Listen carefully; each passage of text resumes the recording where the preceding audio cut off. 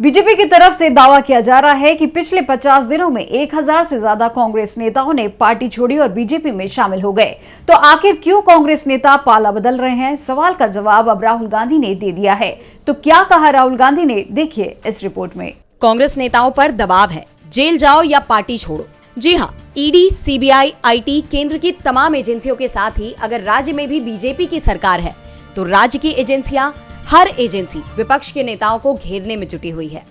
छापेमारी हो रही है, समन भेजे जा रहे हैं और जरूरत पड़ने पर विपक्षी दल के नेताओं को गिरफ्तार भी किया जा रहा है। लेकिन जो नेता दल बदलकर बीजेपी में शामिल हो जाता है उसके खिलाफ होने वाली जांच थम जाती है। कांग्रेस सांसद राहुल गांधी ने इसे लेकर बीजेपी पर सीधा हमला किया। मुंबई में हुई रैली में राहुल गांधी ने कहा कि मैं नाम नहीं लेना चाहता, लेकिन इस राज्य के एक वरिष्ठ नेता ने कांग्रेस छोड़ दी। रोते हुए उन्होंने मेरी मां से कहा, सोनिया जी मुझे कहने में शर्म आ रही है, मुझ में इनसे लड़ने की ताकत नहीं है, मैं जेल नहीं जाना चाहता। दरअसल पहले मिलिंद देवड़ा और उसके तुरंत बाद अशोक चव्हाण ने पाला बदला। इसमें से देवड़ा शिवसेना में गए तो चव्हाण बीजेपी में, और दोनों राज्यसभा भेज दिए गए। राहुल गांधी ने तो किसी का नाम नहीं लिया, लेकिन कांग्रेस प्रमुख नाना पटोले ने साफ संकेत दे दिया कि वो नेता अशोक चव्हाण थे।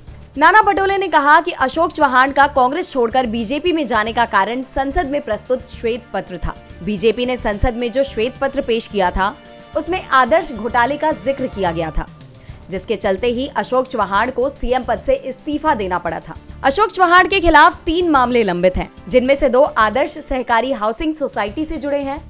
अशोक चव्हाण 2000 में राज्य के राजस्व मंत्री थे, जब आदर्श सहकारी हाउसिंग सोसाइटी के लिए कोलाबा में भूमि कथित तौर पर अवैध रूप से आवंटित की गई थी। कांग्रेस नेताओं का दावा है कि अगर चव्हाण बीजेपी में शामिल नहीं होते तो इस समय वो जेल में होते। डीबी लाइव की रिपोर्ट।